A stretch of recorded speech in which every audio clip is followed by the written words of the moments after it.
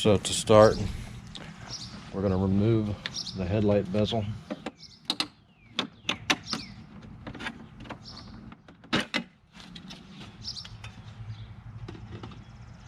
Then we're going to remove these 4 bolts.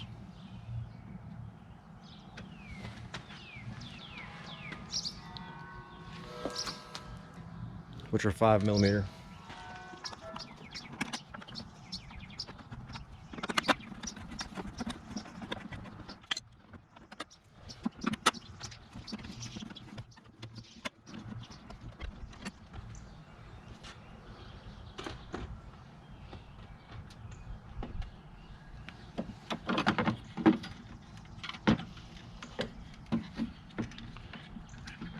I'm going to unplug the bulbs.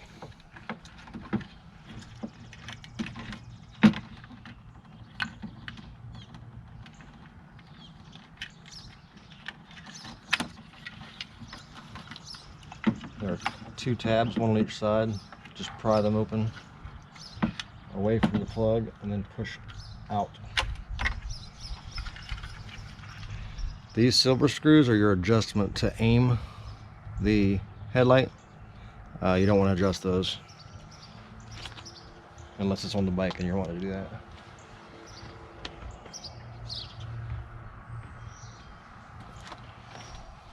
The next thing would be these 2 little white plugs. Same thing, just push on this little tab and unplug it. There's one on each side. Those are for your blinkers. So when we unbolt this, we can just pull it straight off.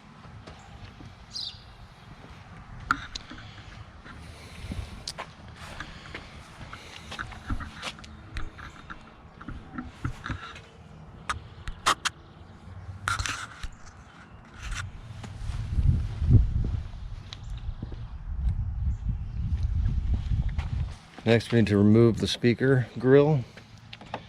Starting on the outside, simply place a screwdriver or a wedge to pop it off. You'll pop it out on the outside, and the inside just pulls out.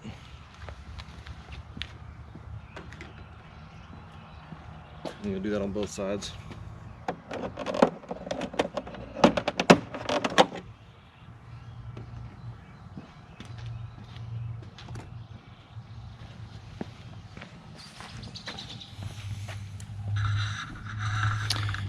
You'll need to remove this bolt, these 2 bolts, and then there are 2 bolts inside here.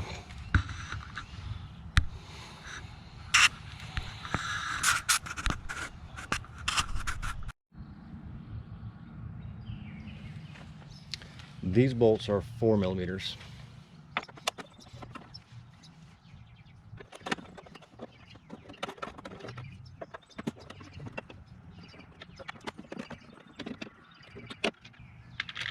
And I didn't mention it, but obviously these are Allen head bolts. So.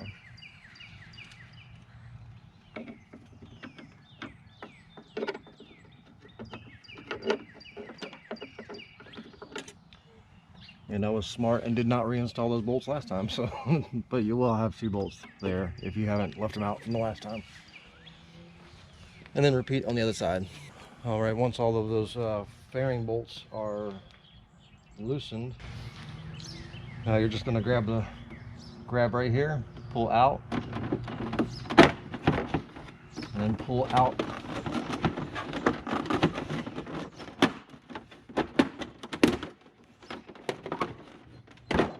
Like that.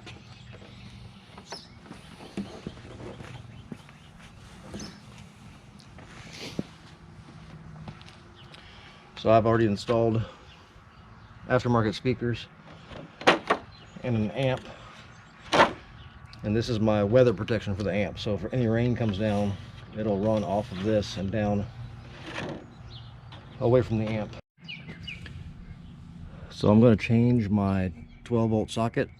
because it is rusty. It's gotten, you know, just from leaving the plug out and it just raining and rain getting in there over time.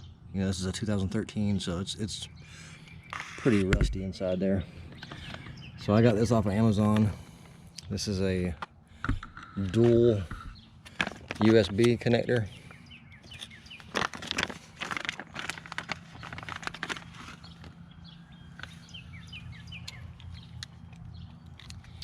USB charger. It has dual 3.0 amp USB ports.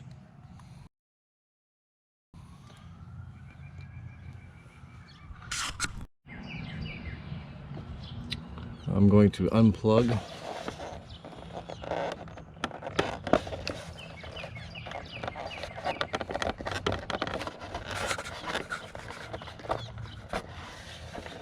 the power. So you have this one is the hot, this one is the ground. Hot goes to the center, ground goes to the outside.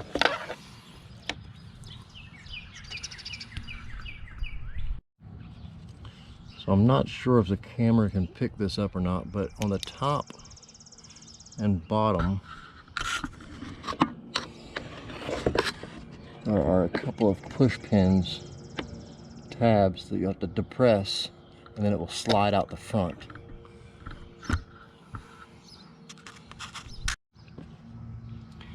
And so normally you would use a flathead, but I could not find my flathead, so I'm going to use this. This is a little wrench that came with my angle grinder. So I'm going to use the handle. I'm going to depress the top tab, and then angle the plug up so that tab pokes out of the hole, and then depress the bottom tab.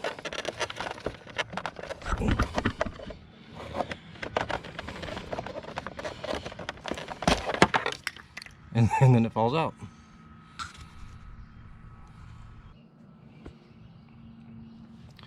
So to get a better view of it, it's in there like this.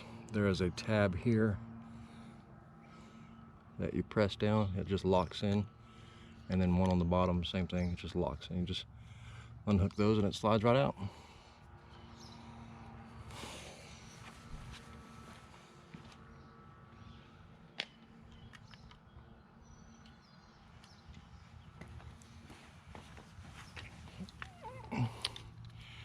It looks like these are pretty close to the same size, so I'm going to try and put it in there and see if it'll fit. And then this new one, it's simply more like a, if you're familiar with electrical conduit type of setups, it's like that. So you'll just unscrew this. This is the ring that holds the cover on, which will also act as a water barrier because it's rubber.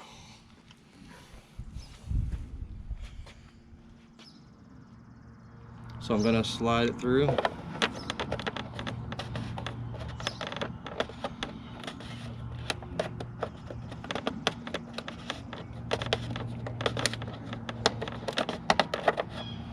Nope, it doesn't fit. So I'm going to have to make that hole just a little bit larger, a little bit bigger.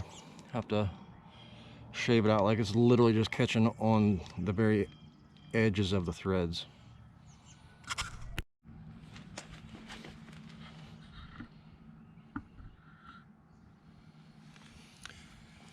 So I have this little El Cheapo Drill Master Dremel that I got from Harbor Freight.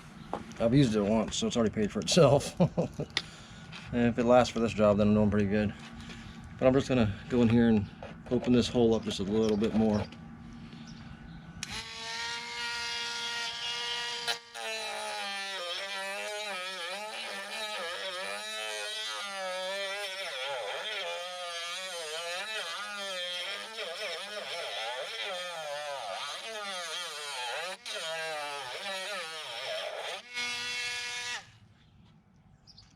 A little test fit. Boom, done. That's all I needed. Just a little bit. So I'm going to remove the retaining nut. I'm going to blow out any of this little debris that's in there.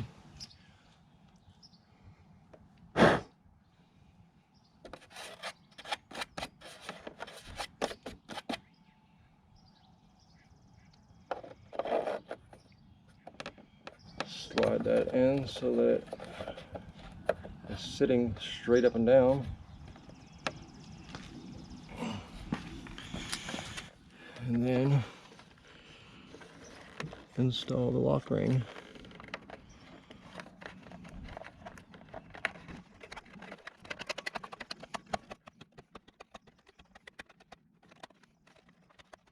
There's not a lot of room on this back side, so the nut is sort of hitting the sidewall. That's what she said. Anyways. That's my joke. So it's a little bit difficult to get it to turn. It doesn't look like it's going to go all the way down. Yeah, it's not going to go all the way down. So I'm going to go as tight as it'll go.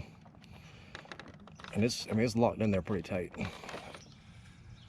going to use this handy dandy little tool here and try to get as many turns on it as I can.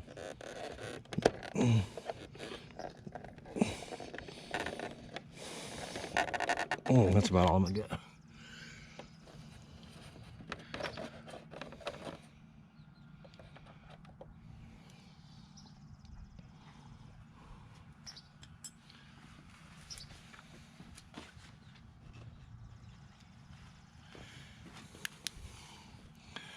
So you can see here it has the plus sign on this side and the minus sign on this side, so it's positive and negative.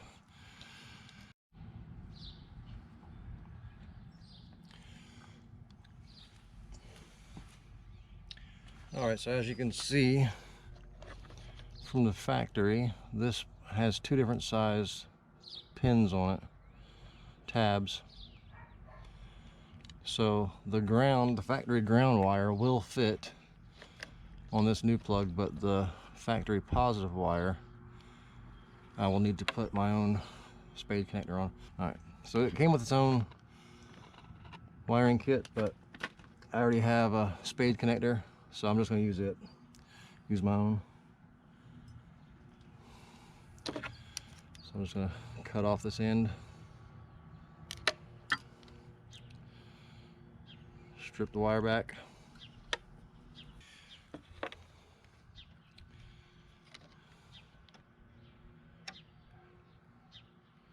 Insert the wire. You can just kind of barely see the wire right there. Magnets, they work. And then crimp it.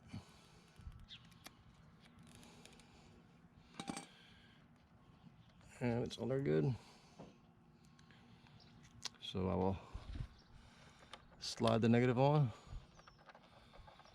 slide the positive on, and that's it. So for this particular setup, there is an on-off button right there that is touch sensitive. So I just simply touch and it lights up, and now I have power. And then when I cut the bike off, I can just press it again and it kills power so it doesn't drain my battery. So there you go. Obviously I haven't used it yet, so I'll let you know how it goes at some other future video possibly.